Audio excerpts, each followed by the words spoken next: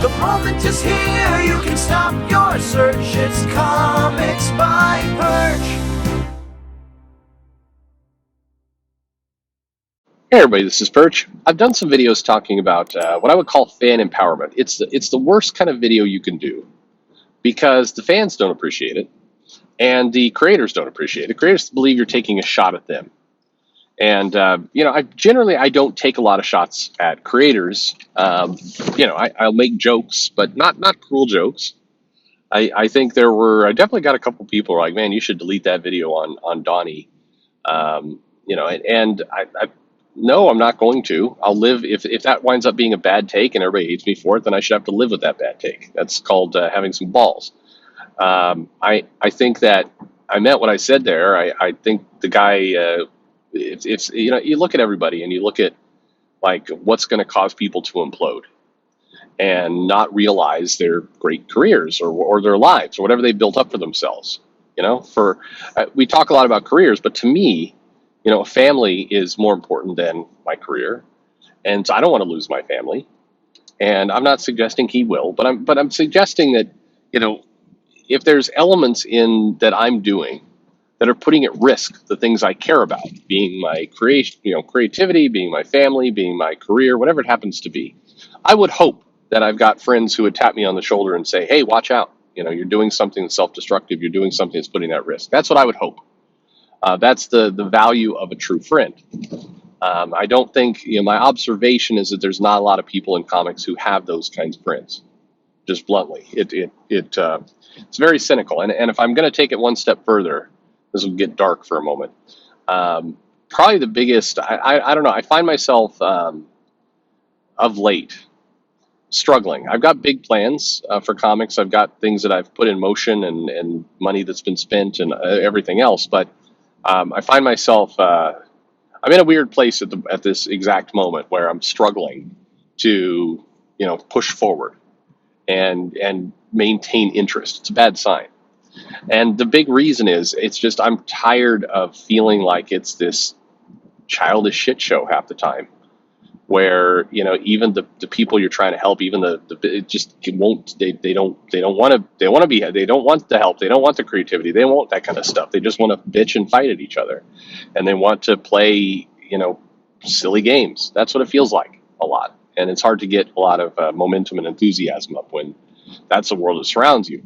I don't like feeling like the only adult in the room, and sometimes I do, and I don't know.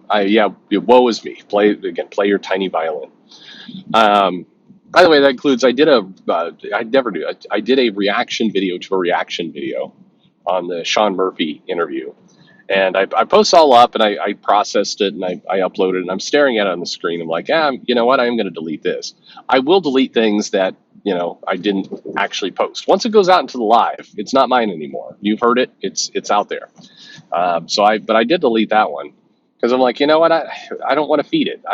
This is all a lot of garbage. I don't understand why why that reaction, why people felt compelled to do that reaction in the first place. It's caused nothing but trouble with the people who listen to it, and sent me a lot of mails claiming I'm a pedo. I don't even know where that came from in the video, but fine. And it's just like I don't want to. God, why feed that? Why feed that nonsense? It's too easy to just shut it off and do literally anything else. Literally is a word. But anyway, here's a mail that kind of goes along with this. We'll try and cheer this one up a little bit. This one came in hot and came in dark. So let's see what we can do. So mail goes, "Hey Perch, in your recent video talking about fans have the power, I agreed with what you said. And I thought it was a pretty uplifting message for fans, for customers, that at the end of the day, it's up to them what they want to read and what they want to spend money on. I was surprised when I looked at the comments because there were a lot of people who took severe offense at what you said. Not creators, but fans. It seemed like fans really didn't like being told that they actually have the power in the relationship.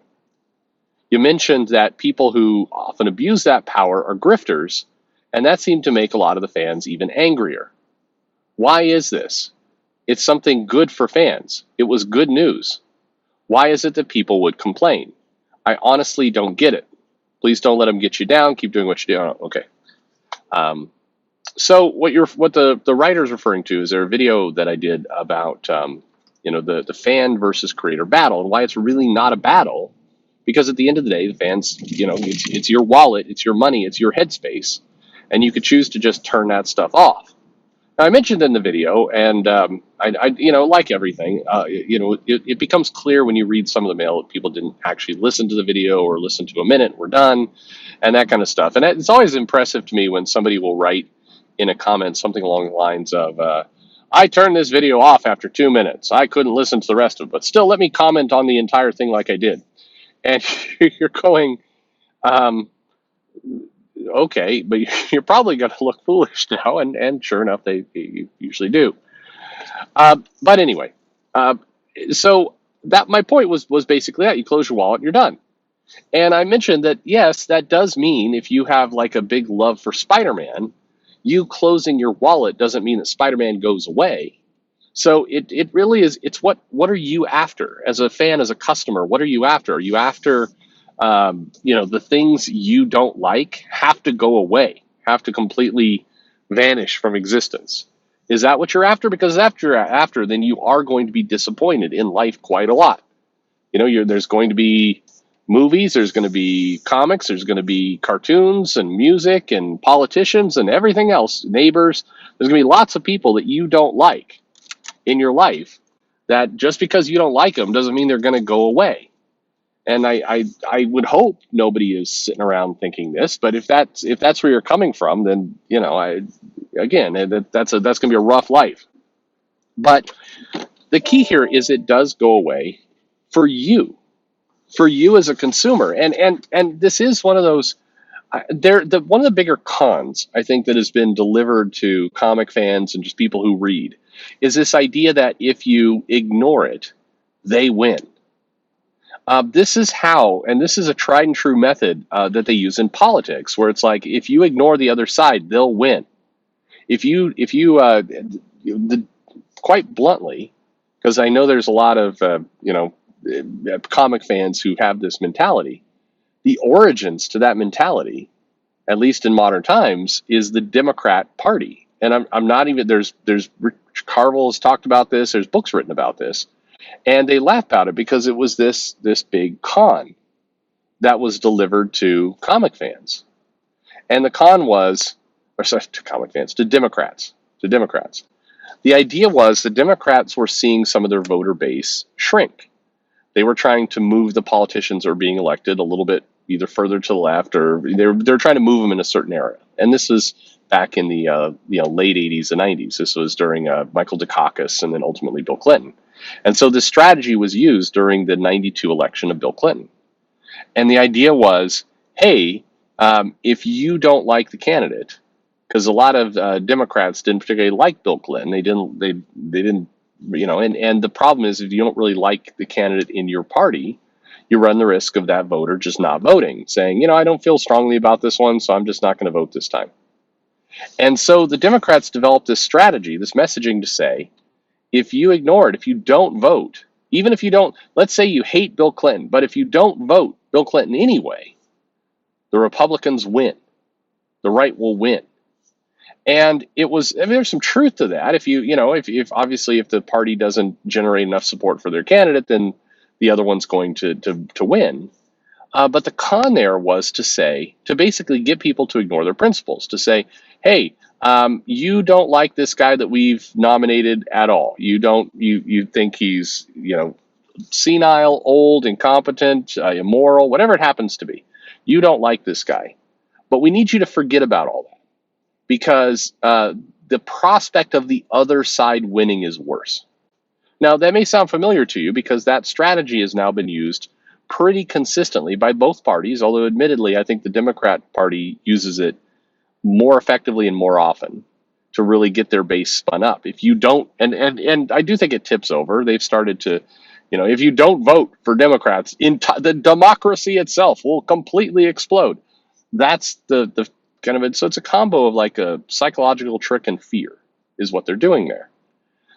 So that's in effect, that's in effect what's going on now with comics, in that the idea of, hey, if you just ignore it, they win.